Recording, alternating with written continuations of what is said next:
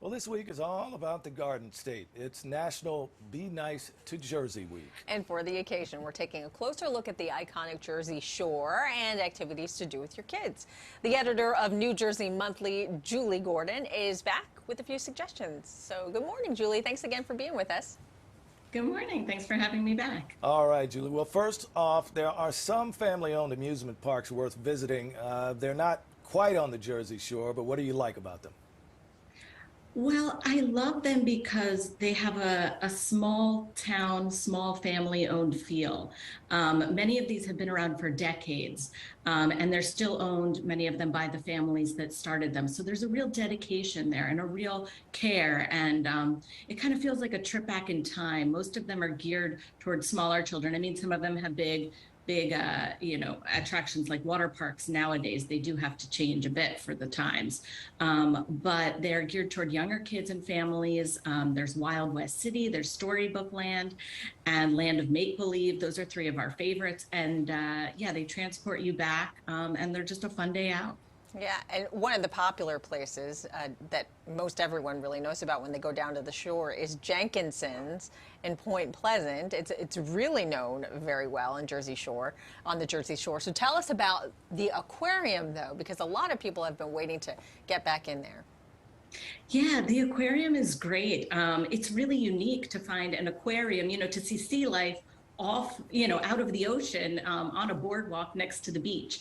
There are seals, African penguins. There's a great touch tank, which my 3-year-old loved a couple of weeks ago when I took him there.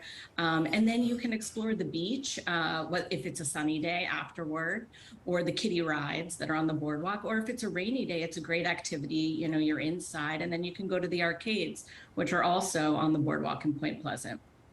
All right, so this next activity, I think adults will enjoy it as much as the kids. I know I would enjoy it. Is there really a place on the shore where you can go find diamonds? Well, they're called Cape May diamonds, but they aren't actual diamonds, but they are a Jersey Shore treasure, I will say that. But they're quartz stones that resemble diamonds that wash up in Cape May Point. And they've been washing up on the shores for thousands of years, and people scour the shorelines looking for them. They take their plastic sifters, and they shine when they're wet. So if you go right up to the water, you can hopefully find them. And if you need some help, the Sunset Beach Gift Shop, which is in Cape May Point on Sunset Beach, can give you some tips if you're a first timer. And they also sell jewelry and other items made from the diamonds. Is that similar to sea glass then, kind of? Kind of, yeah, but it's a lot smaller, and they're round, and they look like diamonds, like uncut diamonds. They're round and yeah, like little stones. Don't tell my husband; he might try to trick me. All right, but you also have an activity that will get the whole family involved and active. So what's that? That is riding a surrey on the boardwalk. A lot of us have walked the boardwalk, but these surreys are seat 4 to 6 people. They're quadricycles. And as you see in the picture, the little kids can go on them. There are baskets, or seats for little children, so they don't have to actually pedal. But it does give the parents, some exercise. And it's a cool way to see the boardwalk, and a faster way than walking. That is exercise. I did that on Governor's Island and was beat by the end of the day. It's a lot of hard work. All right, let's talk about Ocean City. There's a parade there that you recommend for kids. Tell us about it.